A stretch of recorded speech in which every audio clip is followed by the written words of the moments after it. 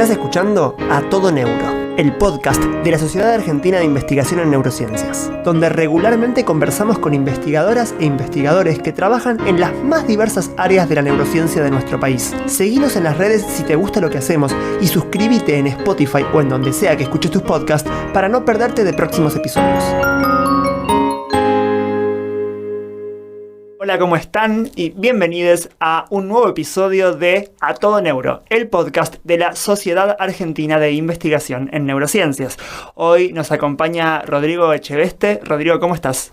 Muy buenas tardes, muy bien, muchas gracias por recibirme, contento de estar acá. También estamos con Agostina Stahl. Agos. Hola, ¿cómo andan? Yo soy Nico Martorell. Rodrigo, ¿te parece que te haga una pregunta un poco rara para empezar? Dale. ¿Crees que algún día las computadoras o algún tipo de ser artificial va a tener derechos como una persona? Qué buena pregunta. Y supongo que sí, que digamos en la medida en la que avancemos hacia sistemas inteligentes que, bueno, en cierta manera se nos asemejen más y más. Creo que va a llegar un punto en el que realmente nos va a costar mucho, por ejemplo, desenchufarlos y decir, bueno, ya está, ¿no? O sea, si pensamos en que nosotros, quienes somos y las decisiones que tomamos están en gran medida influenciadas por nuestra experiencia previa y lo que vivimos, y en cierto modo esas decisiones aparte están moduladas por emociones y buscamos algo similar en una inteligencia artificial, por ejemplo, que use sus experiencias pasadas, que module sus decisiones por algo que se asemeje a las emociones, y vamos en ese sentido, va a llegar un punto en el que va a ser muy difícil tomar la decisión de decir, bueno, y ahora te apago, te desenchufo, ¿no? Creo que es posible, sí. No me costaría imaginar ese futuro. Es muy loco pensarlo, ¿no? Porque cuando uno piensa en ¿qué es una computadora al fin y al cabo? Yo no lo sé, ¿no? Pero vos lo debes saber mucho mejor que yo, pero es un conjunto de componentes electrónicos programados de una cierta manera. Digo, cuando uno lo piensa en su sentido más básico, uno puede decir, bueno, son unos y ceros. No es más que unos y ceros. ¿Por qué entonces debería, incluso si estuviera programada la computadora para, lo voy a decir de esta manera, y vos corregime, para decir que tiene emociones o para tener experiencias previas y aprender y qué sé yo, ¿por qué debería darme culpa apagarla o desconectarla? Bueno, pero yo te podría decir, en todo caso, y en nuestras neuronas son spikes o no spikes, ¿no? Y sin embargo, a partir de todo ese gran conjunto de spikes o no spikes, emerge algo que es muy distinto del sustrato que subyace. O sea, en el mismo sentido, muchos unos y ceros juntos pueden resultar a nivel macroscópico, digamos, en un sistema que sea muy, muy diferente. Creo que no es tan distinto para quienes, digamos, creemos que nuestra mente es consecuencia de redes neuronales, circuitos en nuestro cerebro y en el fondo es una propiedad emergente de un tejido que está organizado de cierta manera, con propiedades físicas y que sigue las leyes de la física, básicamente. O sea que de alguna manera quizá estamos creando una nueva especie. Es posible. Wow. Sí. Es un montón eso. Sí. Es muy posible. O digamos, no sé si crear una nueva especie, pero a lo mejor quizás una nueva relación, digamos, simbiótica entre agentes biológicos y agentes sintéticos.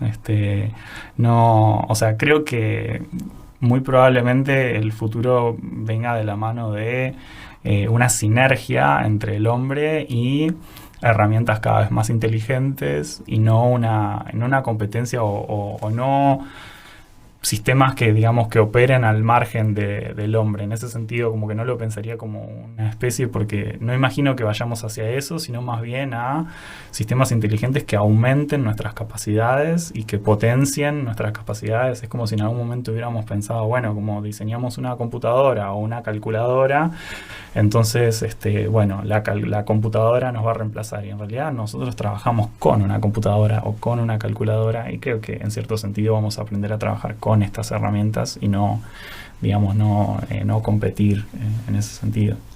Claro, vos no te imaginás a una especie de película de ciencia ficción en donde está la raza humana y la raza de las computadoras o los robots y hay una especie de competencia, porque hay mucha gente que habla de este concepto de las máquinas nos van a sacar los trabajos, por ejemplo, o sea, ese concepto está presente.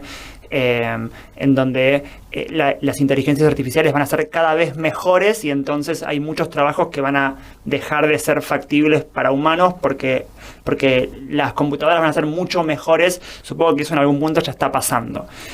Claro, o sea, hay como hay un abismo entre la visión esa apocalíptica tipo Terminator y el hecho muy real de que sí, probablemente en el mediano plazo haya algunos trabajos que vayan siendo reemplazados.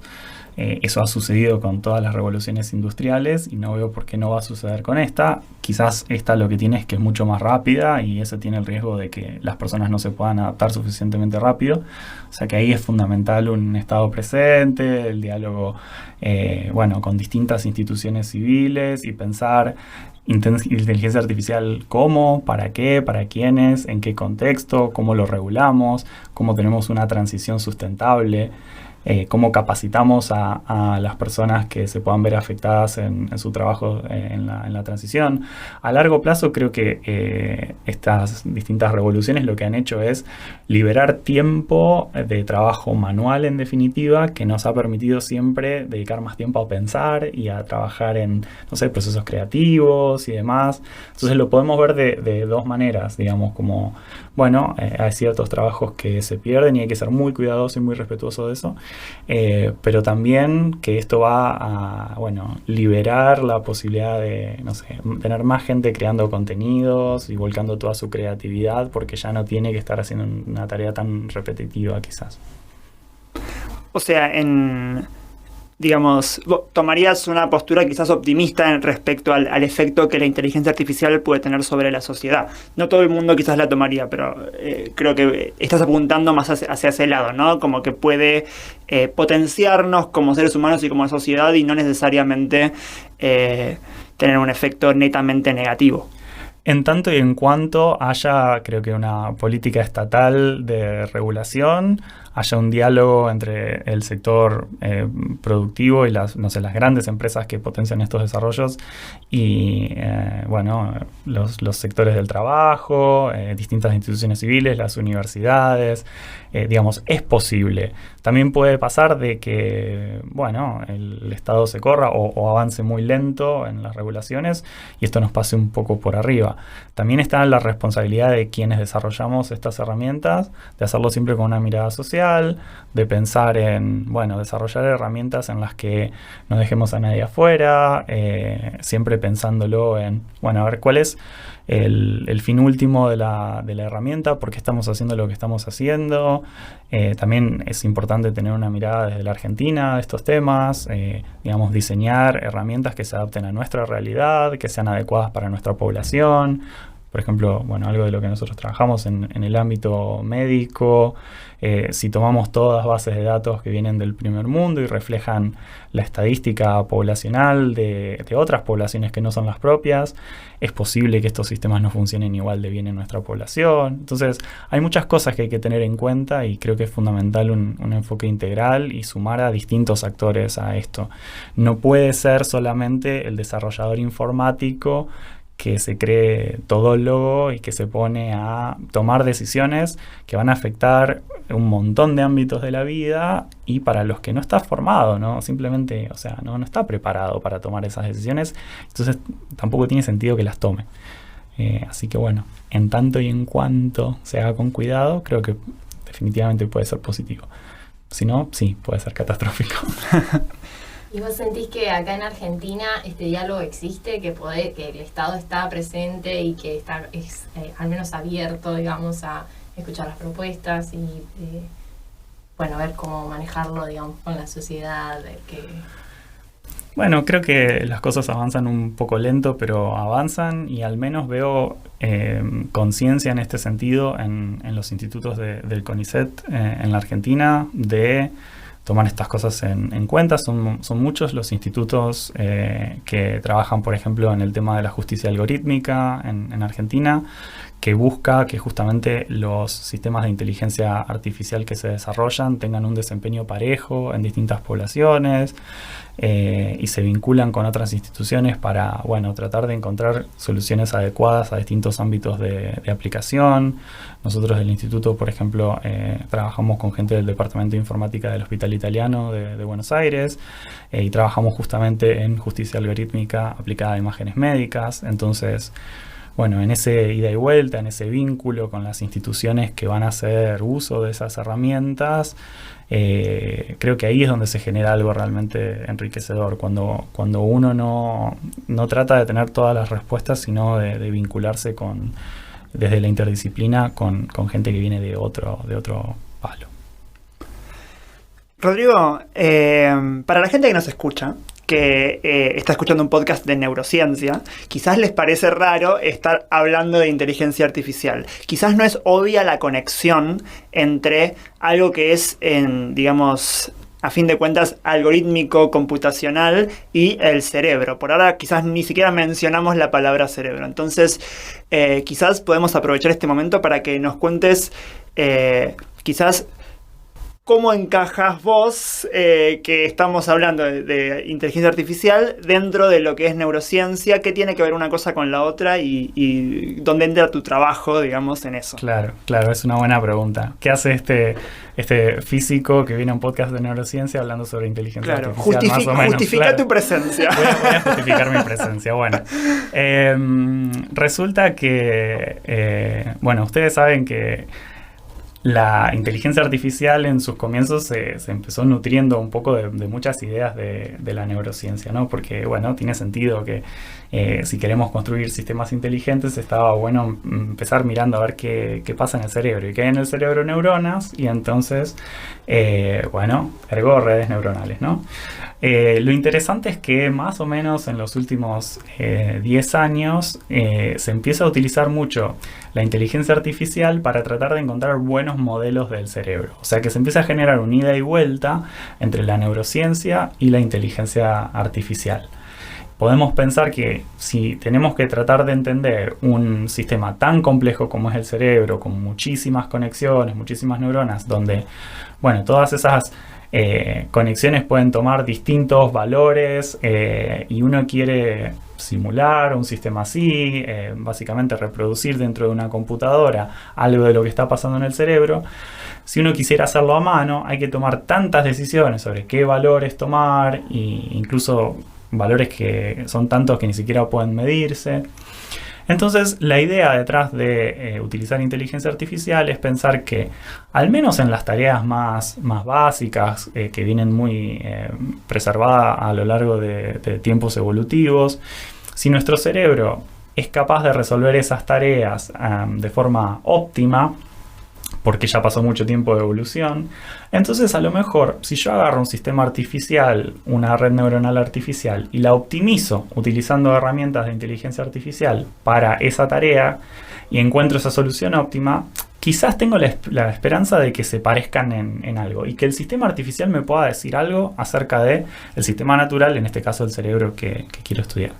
Entonces los que trabajamos ahí en la interdisciplina entre la neurociencia computacional y la inteligencia artificial, lo que hacemos es justamente usar técnicas de inteligencia artificial para encontrar buenos modelos del cerebro. En mi caso me interesa la percepción visual, cómo nuestro cerebro se maneja en contextos de incertidumbre, cómo percibimos el mundo. Y entonces, para encontrar buenos modelos de la percepción, trabajo con redes neuronales que, en vez de haber elegido todos los valores que van en ese modelo a mano, los encontramos mediante métodos de optimización que vienen de la inteligencia artificial. Ahora, esto quizás para una persona que no sabe bien qué es la inteligencia artificial o qué es un modelo o qué es el cerebro, no sé, digo, dependiendo del nivel de instrucción de cada persona que nos esté escuchando, puede resultar un poco abstracto quizás pensar en, bueno, usamos técnicas de inteligencia artificial para construir un modelo que nos permite saber algo sobre el cerebro. Bueno, quizás estoy muy lejos entre el cerebro y esto. ¿Cuál es la relación? ¿Cómo? O sea, quizás no ir no te estoy preguntando por el detalle de las técnicas, sino como quizás danos una sensación, si es que hay una manera de dar una sensación de qué tiene que ver ese algoritmo que estás corriendo en tu computadora cuando apretas Enter con lo que está haciendo el cerebro. ¿Tiene algo que ver? ¿Son cosas completamente distintas? Claro, uno lo podemos pensar si quieren como, no sé, un simulador de vuelo o un videojuego en el cual uno está simulando un evento, un sistema o algo que sucede en el mundo real y en vez de ir y experimentar en el mundo real, uno lo que hace es generar una simulación que vive en una computadora que trata de imitar aquello que está sucediendo en el mundo real. En este caso no se trata de un avión, sino que se trata de un pedacito del cerebro. Entonces en la computadora tenemos neuronas artificiales que tienen actividad, que evolucionan en el tiempo, como si fueran neuronas que uno tiene en un pedacito del cerebro y uno va y pincha con un electrodo. Y de la misma manera nosotros podemos ir y medir qué está haciendo cada una de esas neuronas en el tiempo. No sé, tenemos como nuestro electrodo imaginario para ir y ver qué está haciendo cada una de esas neuronas. Y podemos ver, por ejemplo, si en este caso estamos pensando en el sistema visual, que es la partecita del cerebro, de la corteza que se encarga de procesar los estímulos visuales, bueno, cómo evolucionaría en el tiempo la actividad de estas neuronas cuando una persona o un animal están viendo una imagen dada, ¿no? Entonces, eso, buscamos realmente tener modelos que nos permitan, en cierto sentido, reemplazar ese tipo de experimentos que haríamos yendo con un electrodo, ¿no? O sea, partimos de una cierta cantidad de experimentos y una vez que tenemos un buen modelo podemos hacer un montón de otros experimentos que sería re caro hacer, que aparte involucran animales y eso es complejo y en la medida de lo posible está bueno si podemos reducirlo. Entonces, de repente estos modelos se vuelven como banco de prueba sintéticos, in silico, para probar un montón de teorías que se nos pueden ocurrir acerca de cómo el cerebro está procesando la información. Podemos ir y hacerle preguntas a este modelo y bueno, le cambio algo y veo qué pasaría. O sea, simular cosas que uno haría en el laboratorio, digo, no sé, silenciar tal neurona, bueno, puedo ir a hacerlo en el modelo. Una vez que tengo un buen modelo, se convierte en un banco de pruebas sobre el que testear hipótesis. Ese es el valor que tiene. Ahora, me da curiosidad, me llama la atención. Vos decías, bueno, está bueno poder testear algunas de estas preguntas en simulaciones para no tener que, por ejemplo, usar animales por cuestiones éticas, ¿no? Lo que me pregunto es, recién hablábamos que quizás no había una línea tan clara entre lo que son organismos biológicos y inteligencias artificiales. Entonces, ¿podría ser que exista también una pregunta ética cuando creamos estas simulaciones? Digo, para alguien que no sabe, estás simulando un pedazo del cerebro, ese pedazo del cerebro siente, ve, le mostrás una imagen, la está mirando, o sea, ¿cómo, no? Claro, bueno, por ahora lo que podemos simular son muy, muy poquitas neuronas, es como un cachito de cerebro. Y seguramente algún día sí vamos a llegar a ese tipo de cuestión. Igualmente, bueno, hoy en día, siguiendo con lo que planteabas, creo que está muy bueno reducir la cantidad de experimentos que tenemos que hacer en animales, pero siguen siendo necesarios si queremos avanzar en el conocimiento.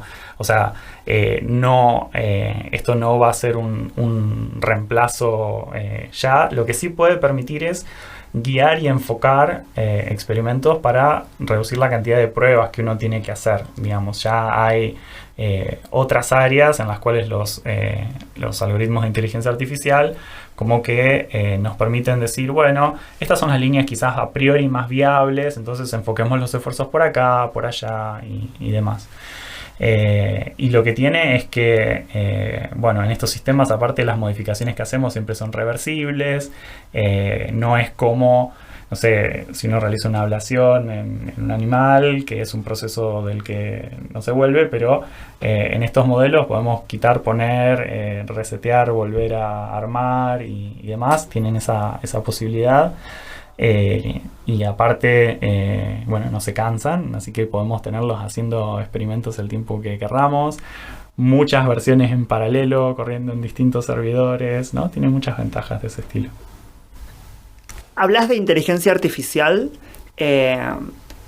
como, no sé, supongo que inteligencia artificial se le dice a una serie de técnicas, métodos computacionales que supongo que, no sé si intentan imitar la inteligencia natural, no sé si eso existe como concepto,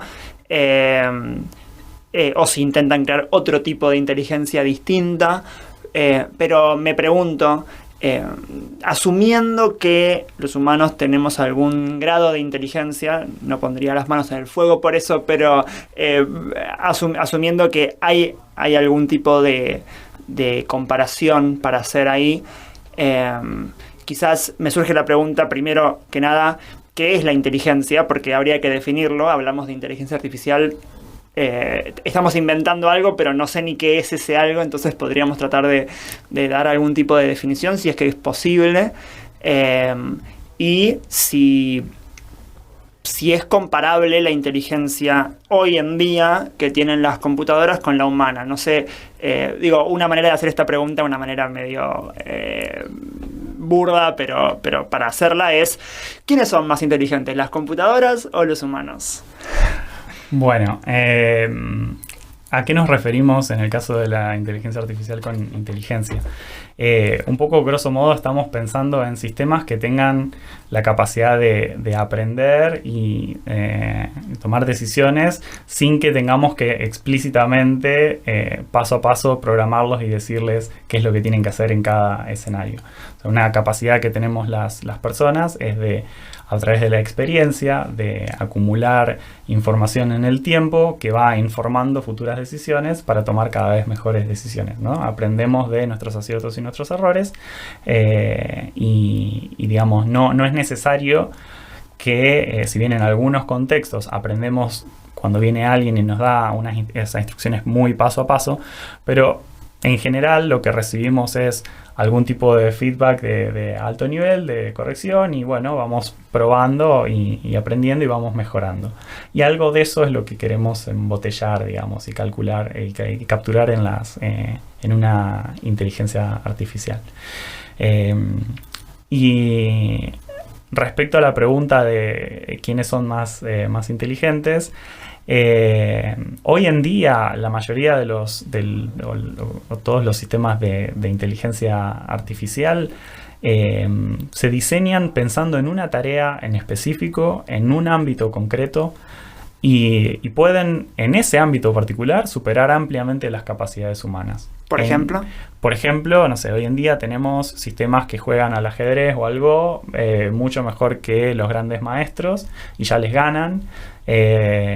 Pero si vos le pedís que abra la puerta, no entiende que es una puerta, no sabe qué hacer con eso, ¿no? Y eso no es porque no existan inteligencias artificiales que puedan abrir puertas. Claro, son otras. Claro, es como que para cada caso un sistema. Entonces, son sistemas que efectivamente aprenden, pero que están confinados dentro de un dominio. No son inteligencias artificiales generales.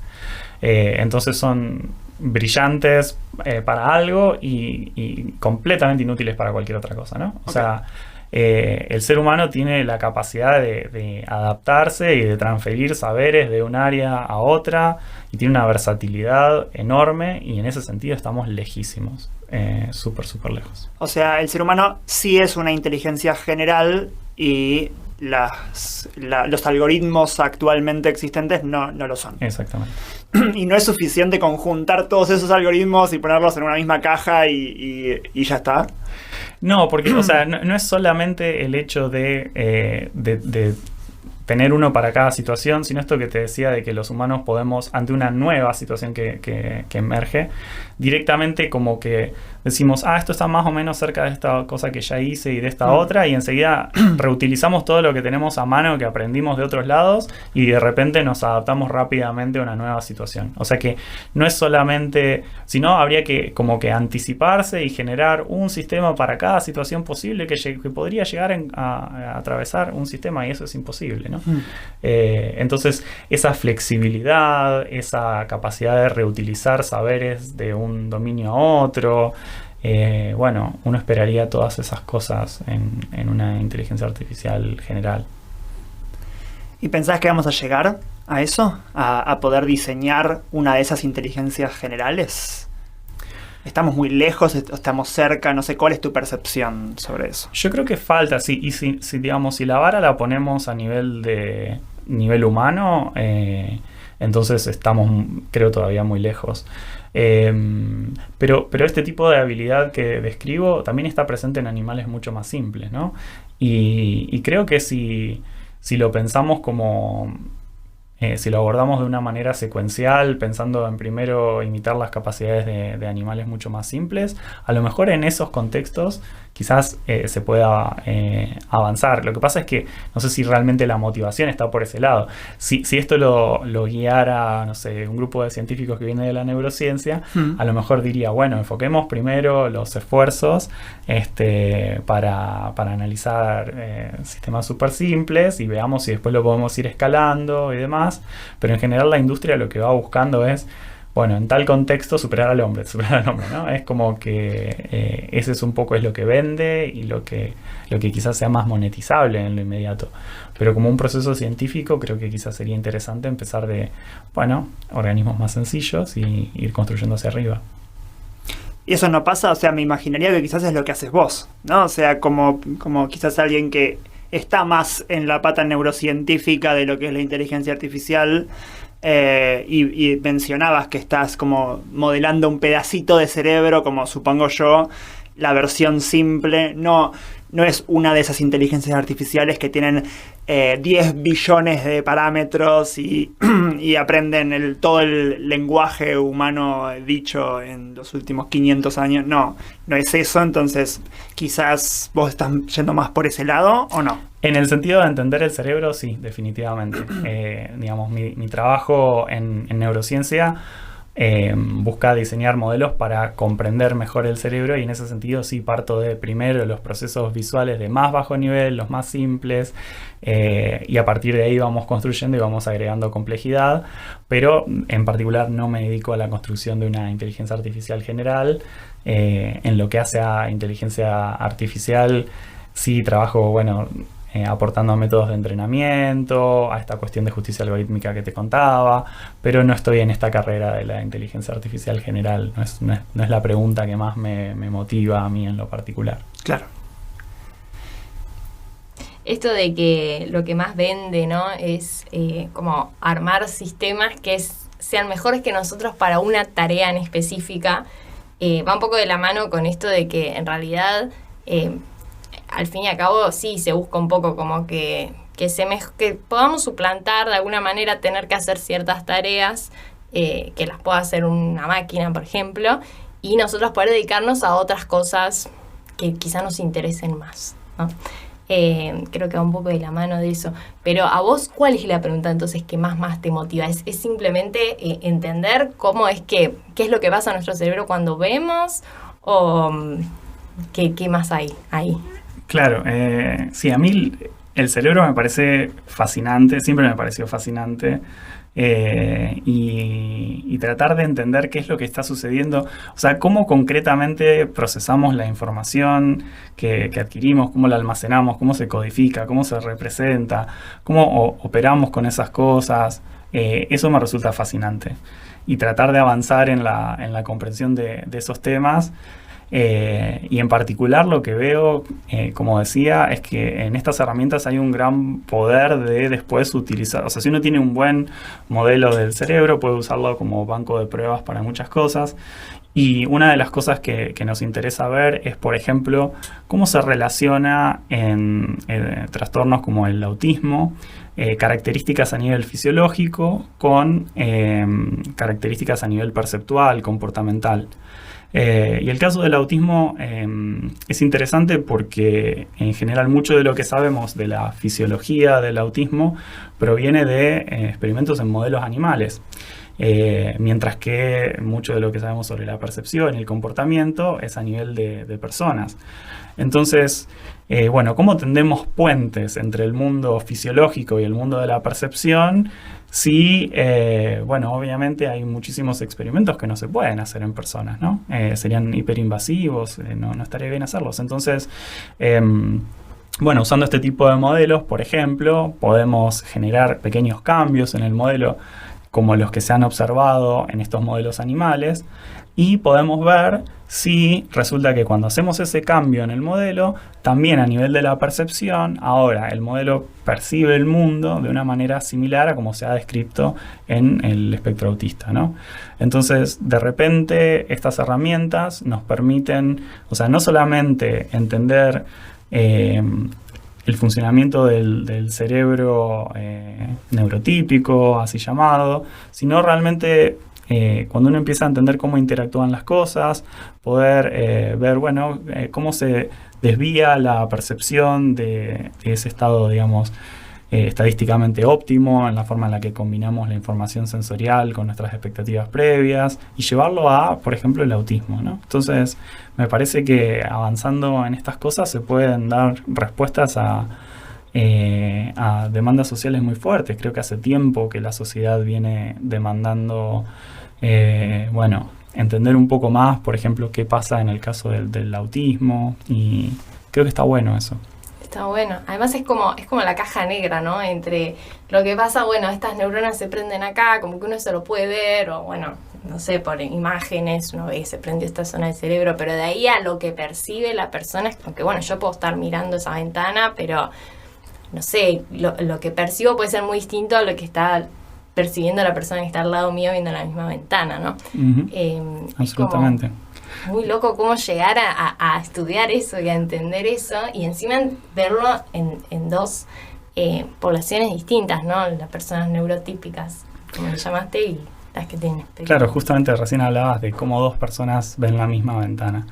Y o sea, nosotros trabajamos en la percepción desde un punto de vista probabilístico, o sea, de qué es lo más probable que pueda suceder, no solamente una única descripción de lo que está sucediendo, sino que, dado que la información que llega desde nuestros sentidos es siempre parcial, siempre incompleta, entonces al cerebro, en realidad, si quisiera hacer las cosas de manera óptima, en el sentido de equivocarse lo menos posible en promedio, sabemos que la respuesta estadísticamente óptima es trabajar con probabilidades.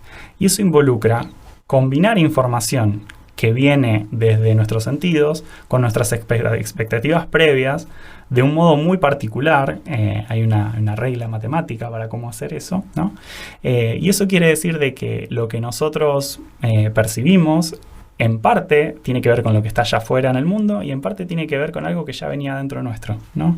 Eso quiere decir de que efectivamente dos personas diferentes o en contextos diferentes no van a ver lo mismo, no van a percibir lo mismo ante exactamente el mismo estímulo, ¿no? O sea, un ejemplo que a mí me gusta dar, suelo repetir bastante, pero bueno, como diría Mirta, el público se renueva, es que cuando nosotros, imagínense, nos levantamos a la noche para ir al baño, y con muy muy poquita luz podemos manejarnos e ir, volver del baño, qué sé yo, sin problemas, ¿no? Porque podemos combinar esa poquita información que llega a través de nuestros sentidos con nuestras expectativas previas sobre dónde se encuentran los muebles y, bueno, fusionar esa información para poder manejarnos. Ahora, si vino alguien y nos hizo la maldad mientras dormíamos de corrernos los muebles del lugar, nos vamos a pegar un terrible porrazo. O si se despierta en el mismo lugar alguien más que no vive ahí, ¿no? Como si invita a un amigo y se queda a dormir y se quiere levantar, no va a poder hacer ese mismo cambio. Claro, ¿viste cuando te despertás capaz que en un hotel o en una situación nueva que sí, pensás que estabas en tu casa, claro, y te levantás y de repente te das un stand en la cabeza? Bueno, algo así, ¿no? Porque estás con un modelo del mundo descalibrado, claro, que de repente ya no responde a lo que está allá afuera. Así que sí, definitivamente lo que vemos es en parte lo que está allá afuera y en parte percibimos algo de nosotros mismos en el mundo. Y lo que vos tratás de hacer entonces, si entendí bien, que puedo haber entendido mal, es tratar de como estudiar la relación entre esos modelos internos que tenemos y el mundo exterior, en cómo cada uno de esos colabora en crear lo que percibimos. Exactamente, cómo ante esa incertidumbre que está ahí afuera, cómo la representamos, cómo operamos con esas probabilidades para poder encontrar una solución óptima, como les decía, en el sentido de que nos equivoquemos lo menos posible. Eso implica bueno, hacer estas cuentas de probabilidad, y eso es lo que nos preguntamos, ¿cómo hace el cerebro para hacer estas cuentas con probabilidades? ¿El cerebro está haciendo cuentas? Tal cual, sí, está operando con entradas que son los estímulos que recibimos, está combinando esa información con su conocimiento previo que puede estar guardado en esas conexiones entre las neuronas y está logrando dar respuestas, así que sí, definitivamente está haciendo cuentas, no claro. Quizás en el sentido, o sea, no de la misma manera en las que las haríamos con una calculadora nosotros, pero después lo ves así, o sea, esas redes neuronales en el cerebro, en algún sentido lo que están haciendo es resolviendo unas ecuaciones de probabilidad para dar lo que es más probable que pase en el mundo. Exactamente, no lo están haciendo de forma explícita, pero a fin de cuentas están encontrando de algún modo esa solución, sí, tal cual. Qué interesante. Y en la gente que tiene espectro autista, ¿crees que estas ecuaciones se dan de manera distinta? ¿Las resuelven de otra manera? ¿O hay como distinta forma de recibir esos estímulos o distinta forma de guardar esas memorias previas que te ayudan a interpretar lo que estás viendo? Claro, una de las teorías referentes a la percepción en autismo es que a la hora de combinar la información que viene de los estímulos con la información previa, con las expectativas previas, las personas del espectro tienden a pesar un poquito de más la información que viene de dada por los estímulos y un poquito de menos las expectativas previas, ¿no? Yo te decía al principio que como que hay una regla matemática que te dice precisamente cómo hacer esa combinación. No es simplemente combinar las cosas.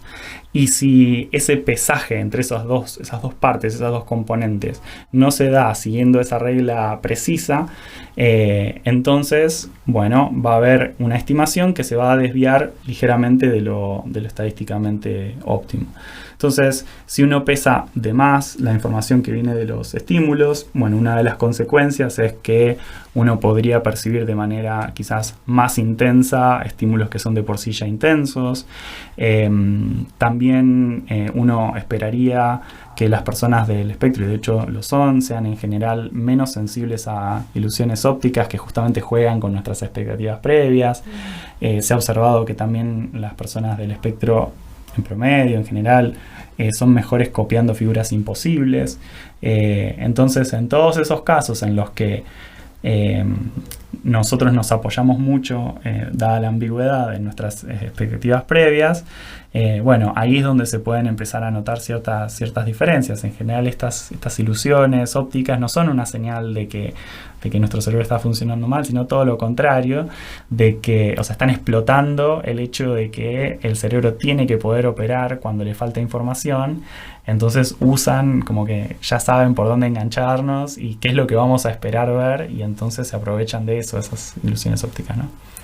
Ahora, vos hablás de, obviamente, porque vos, digamos, sabes mucho más de la matemática de todo esto y hablas de las soluciones óptimas a estas ecuaciones o a estas cuentas de probabilidades.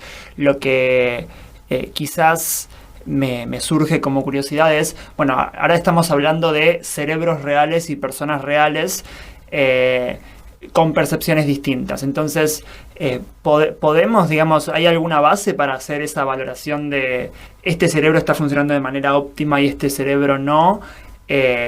Digamos, ¿hay, por decirlo de alguna manera, percepciones mejores que otras o son distintas? Digamos, estas cuentas se pueden resolver de manera óptima, pero eso nos da pie para algún tipo de valoración de este cerebro está funcionando bien, este cerebro está funcionando mal.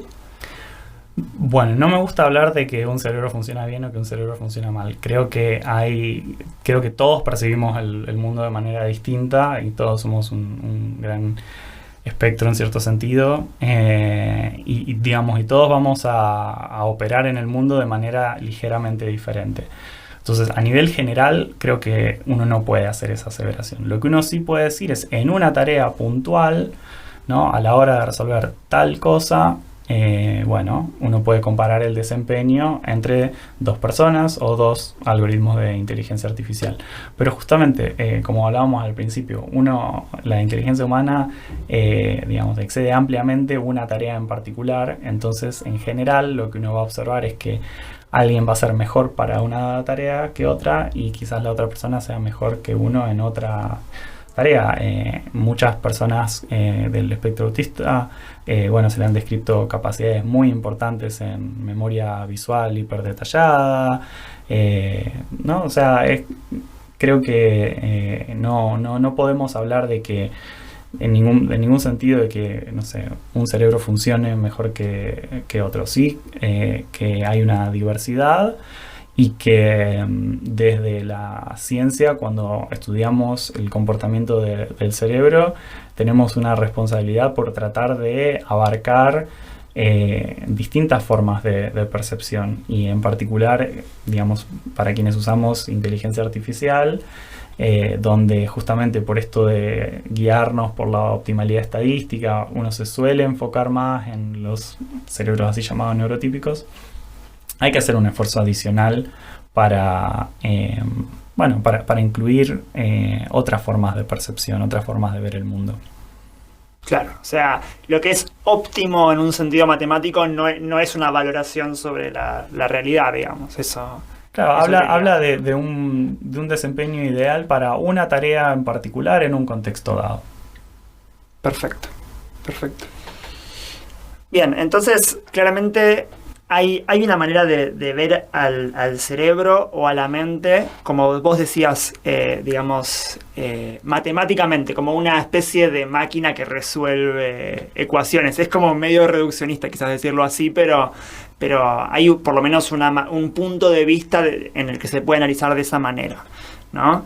Eso te hace pensar distinto en tu propia mente. Vos te pensás como una máquina que resuelve ecuaciones de manera óptima, que integra estímulos pensándolos como probabilidades. Creo que la pregunta es, ¿tu trabajo hace que pienses distinto en tu mente y la mente de los demás?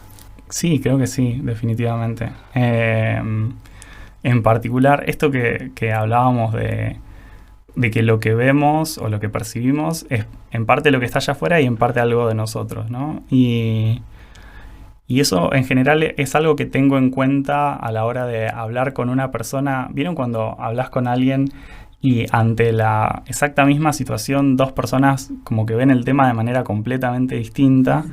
Entonces ahí es como que me resulta inevitable empezar a ir hacia atrás y pensarlo en términos de, a ver, ¿cómo está combinando esa evidencia de lo que está leyendo con sus expectativas previas y por qué eso da lugar a dos estimaciones completamente diferentes de la misma situación? Y eso puede ser en algo que vemos, que escuchamos, que leemos.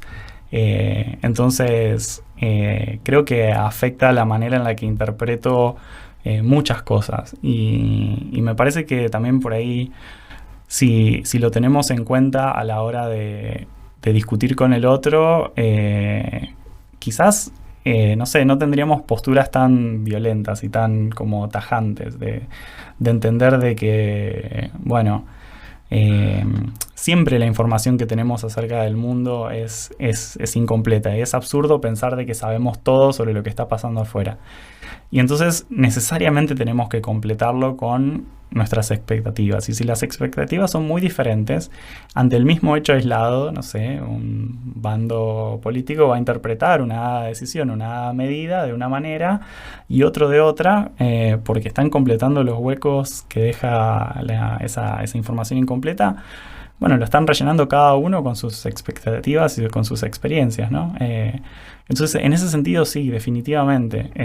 Lo mismo a la hora de vincularme con personas que vienen de distintas disciplinas. Trabajamos en un ámbito muy interdisciplinario y a veces pensar, a ver, desde dónde está parado el otro y desde dónde me está hablando, eso es fundamental. A veces pasa que incluso usamos la misma palabra para decir cosas completamente diferentes. Entonces, no sé, no es lo mismo la palabra modelo para alguien que viene de la computación que para alguien que viene de la biología, ¿no? Tiene significados muy diferentes. Entonces, sí, creo que casi inevitablemente, además de por haber hecho años de terapia, ¿no? Entonces es como que me cuesta mucho, me cuesta mucho no ponerme o sea, no generar un modelo mental sobre lo que está pasando en la cabeza de otra persona y como que tratar de entender, mira, hizo esto y esto y esto. Esa fue su cadena de razonamiento, quizás. Sí. ¿Podrías quizás generar una inteligencia artificial con, bueno, no sé si sería inteligencia artificial, pero con todo lo que sabes de esa otra persona para ver cómo puedes llegar a percibir algún suceso particular? Creo que con suficientes datos y en un contexto acotado, digamos, no... Si pensamos, no sé, en alguna tarea simple... sí, creo que sí. Sería un clon. O sea, si estamos hablando de, a ver, no sé, cómo va a percibir, no sé, capaz cierta combinación de colores o un patrón sencillo, ¿no? Algo así, ahí creo que podrían dar. Ahora, si me preguntás cómo creo que va a reaccionar ante, no sé, una obra de teatro, y no, ahí se complica. Bueno, en algún sentido es lo que hace Netflix, ¿no? Cuando te recomienda una película porque piensa que te va a gustar. Tiene un modelo de qué es lo que cómo vas a reaccionar a las cosas, ¿no? Absolutamente. O sea, sí. Y también supongo que es lo que hace nuestro cerebro cuando tiene expectativas sobre cómo va a reaccionar otra persona ante determinadas cosas. Debe tener debe haber construido algún tipo de modelo de...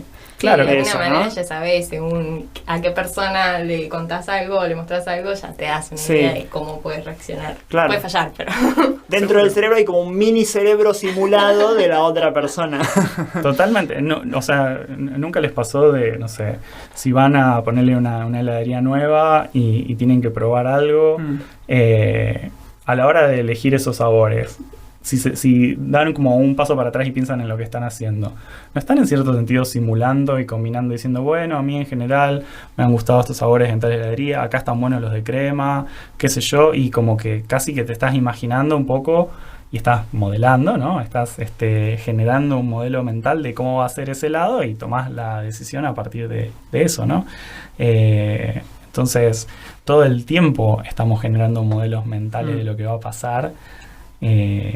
Bueno, de hecho, o sea, el gran salto para los organismos pensantes fue ese, poder generar un modelo de mundo para poder predecir cosas, para mejorar las probabilidades de supervivencia, básicamente, ¿no? O sea, nuestro cerebro es como una computadora que hace simulaciones de cosas todo el tiempo, ¿no? Como estamos simulando a ver qué va a pensar la otra persona, simulando a ver qué va a pasar en un rato, simulando a ver si va a llover mañana o no. En cierto sentido, estaba buscando a propósito evitar la palabra computadora, porque cuando uno dice el cerebro es una computadora se vuelve inmediatamente muy controversial. No lo es. Hay una frase que me gusta mucho que, no sé, la leí en Twitter, así que no sé quién la dijo, pero que está muy buena, que es la frase, o sea, el cerebro es una computadora, o sea, no hay ninguna definición de computadora para la cual esa... postulación sea interesante. Es como que o es trivialmente cierta o es trivialmente falsa, según la definición que uno tome de computadora.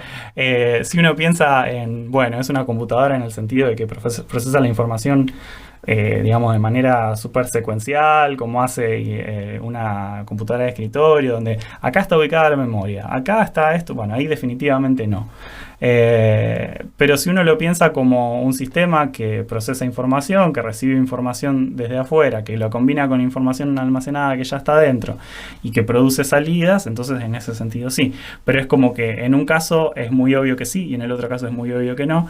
Entonces es como que no es una, digamos, el cerebro es una computadora, en general es como que no produce ningún debate interesante al final. Y la gente se pelea medio en vano, vamos a decir así. Como que depende de cómo definas computadora, sí, eso no. Claro, exactamente. Sí. No hay ningún punto ahí en el medio en el que vos digas, con esta definición se vuelve interesante y vamos a tener una linda charla. Medio que no. Claro.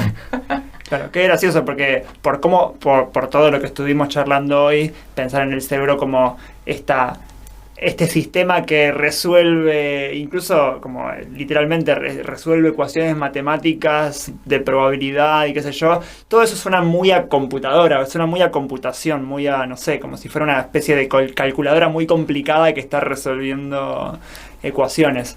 Pero claro, si la computadora la definís como una cosa que tiene un disco, una memoria, qué sé yo, cables que conectan, bueno, ahí claramente no. Claro, porque el tema es que cuando uno piensa en una computadora, si yo quiero hacer A más B, uno piensa, bueno, en este lugar está almacenado A, acá está almacenado B, voy a agarrar A y B y lo voy a guardar en un lugar C de una manera definida, ¿no? Y el tema es que el cerebro es como una gran maraña de conexiones.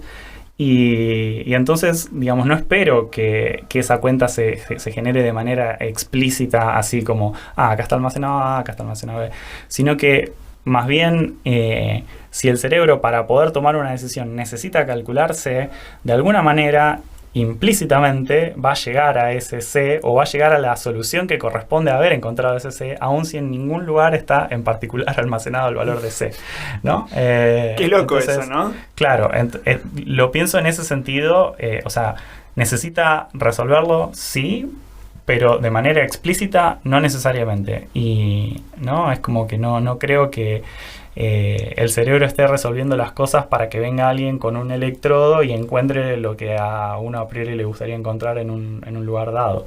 Porque el cerebro no necesita comunicar nada a través de esa neurona que uno fue y pinchó. El cerebro lo único que tiene que hacer es, bueno, en todo caso tomar decisiones y generar respuestas motoras o lo que sea, pero no es un sistema de entrada y salida sobre cualquier neurona que a uno se le ocurra.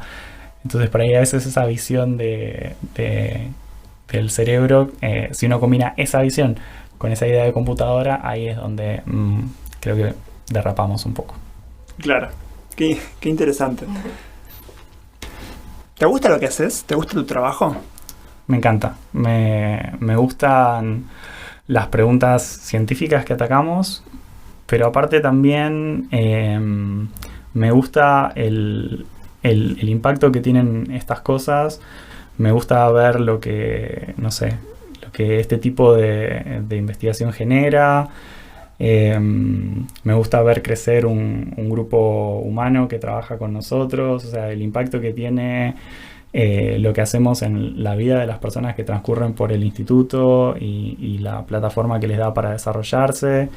La formación que tenemos en la universidad. Ahora, por ejemplo, estamos muy entusiasmados en Santa Fe por la creación de una carrera de ingeniería en inteligencia artificial, que es la primera ingeniería en inteligencia artificial de una universidad pública del país. Y vemos crecer la disciplina y entusiasma muchísimo. Pensar en, que esta nueva revolución no se nos escape como país. Entonces, esa tarea o lo que hacemos desde federalización, de la Comisión de Federalización en la SAN, de tratar de tener un desarrollo parejo en el territorio de la neurociencia en Argentina, esas son las cosas que me motivan, que me ponen bien, contento. No es solamente la pregunta científica en sí, sino el impacto que esas pequeñas respuestas que uno encuentra tienen sobre la vida de un montón de personas. ¿Hay alguna de esas respuestas en particular hay algún impacto que se te ocurra que nos puedas contar? Por ejemplo, algún momento en el que hayas sentido justamente eso de qué bueno que encontramos esto porque tuvo tal impacto, tal efecto. Bueno, justamente cuando durante mi postdoc entrenamos esta red neuronal para la percepción y de repente vimos que podíamos vincular un montón de fenómenos que se habían descrito durante años en la literatura que parecían medio desconectados, y de repente es como que había algo que los juntaba a todos, y después ir viendo ese potencial como banco de pruebas para ir probando cosas y que se pudiera hacer un trabajo subsiguiente en el tema de autismo, que fue muy bienvenido. La verdad que se acercaron padres a agradecer. Hace poco hubo una declaración de interés en el Senado de la Nación por ese trabajo y tuvo muy buena recepción. Y a veces algo que nos decían y que es como muy emocionante es que qué bueno que haya alguien pensando en nosotros, que haya alguien que, digamos, aunque le esté pifiando, pero que esté intentando hacer algo y... Poner el tema en agenda de alguna manera, ¿no? Como... Claro, y validar, no sé, había padres que nos decían, porque hay gente que nos dicen que el autismo no existe, digamos, que es algo que, ¿no? Que todavía se cuestiona y se piensa como... Entonces decían, bueno, que haya trabajos como esto es como que valida nuestra experiencia de que es algo que existe y que hay diferencias perceptuales y nos decían, no nos sentimos tan solos así. Creo que esos son los momentos que uno se siente como más reconfortado y que se va a dormir tranquilo. Eso está re bueno. O como, no sé, cuando estamos haciendo, no sé, estos cursos medio itinerantes con lo de Machine Learning y neurociencia y se te acercan chicos de distintos lugares del país a decirte gracias, estuvo re bueno, me llevo una idea, lo voy a poder aplicar en mi trabajo. Porque son todas cositas que uno hace como un esfuerzo extra, porque no hay un cargo para eso, digamos. Entonces, esos son los momentos como más reconfortantes, cuando decís, bueno, este esfuerzo sirvió para algo. En cierto sentido, es como pasar la antorcha y darle a alguien una herramienta para que a partir de ahí pueda construir y pueda seguir adelante. Eso es lo que más me gusta. Qué lindo que vos estuviste mucho tiempo afuera. Y bueno, decidiste volver en el 2019 y qué lindo cómo estás contando todo esto, porque estás acá en Argentina, volviste, sabemos las dificultades que tiene por ahí, bueno, hacer ciencia acá, y aún así es como notas todos los avances y bueno, pones también un montón de fuerza de voluntad y querés que progrese, y como que vemos cómo puede avanzar bien la ciencia en Argentina, y es muy lindo como escucharte. Gracias. Así. Gracias. O sea, totalmente de acuerdo. Toda mi formación fue en la educación pública argentina, primaria, secundaria, la universidad. Y estas cosas que las pude lograr gracias a una educación pública de excelencia, que sé que, bueno, tuve mucha suerte porque fui a escuelas muy buenas y que quizás no reflejan lo que es la educación en todo el país, pero en momentos en los que a veces se critica con mucha dureza la educación pública, lo que puedo decir es que habiendo estado en algunos de los centros más competitivos y de excelencia a nivel mundial, nunca me sentí menos con las herramientas que me dio la Universidad Pública Argentina. Y que creo que la gente debería saber de que hay formación de excelencia en la Argentina que hace que los científicos argentinos en el exterior puedan hacer una muy buena carrera también. Y entonces con todo eso creo que nunca me hubiera quedado cómodo y tranquilo si tomaba todo eso que me había dado el país y me quedaba afuera y no intentaba devolver, aunque sea un poquito, de eso que me dio la educación pública. Entonces, bueno, ese compromiso con la educación pública también no es más que devolver algo de lo mucho que me dio la educación pública argentina. Qué emocionante eso, porque además se nota que ese acto de devolver es de lo más gratificante para vos, por lo que decías recién, así que muy, muy emocionante. Rodrigo, ¿cuál es la receta que más te gusta cocinar? La receta que más me gusta cocinar, bueno... sabes que siempre fui más por el lado de lo salado, pero después vino la pandemia y a todos nos dio por la pastelería, ¿no? Es como que pasó, ¿verdad? Claramente. Entonces de repente empecé a incursionar en los budines y le pedí a mi abuela que me escribiera su receta de budín de limón. Uy, qué rico. Y bueno, también era una manera de conectar con mi abuela, que estaba pasando un momento muy difícil en la pandemia. Y esa receta de budín de limón se volvió un éxito entre mis amigos. Yo le incorporé el detalle de agregarle semillas de amapola como un toque más moderno, más hipster. Pero se volvió un éxito y lo piden mucho. Así que diría que el budín es la que va. Qué rico. Bueno, para la próxima te pedimos que traigas un budín de amapola. Dale, está ahí el compromiso. Así lo probamos. Dale, para comprobarlo. Totalmente. Dale. Te advierto que tiene cantidades ridículas de manteca, pero bueno.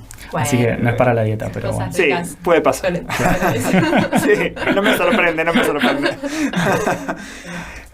Bueno, Rodrigo, muchas gracias por estar hoy acá con nosotros. Estuvo súper bueno. Sí, estuvo muy lindo. Muchas gracias y por compartir también todo Bueno, todo esto tan lindo de cómo lo estás viviendo vos como investigadora acá en Argentina y todo el trabajo.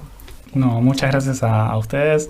Re lindo mi primera experiencia en un podcast. Estuvo buenísimo, me sentí súper cómodo. Estuvo bárbaro, así que muchas gracias. Bueno, nos alegramos un montón. Esperamos que les haya gustado a ustedes también. Y nos escuchamos en el próximo episodio de A Todo Neuro.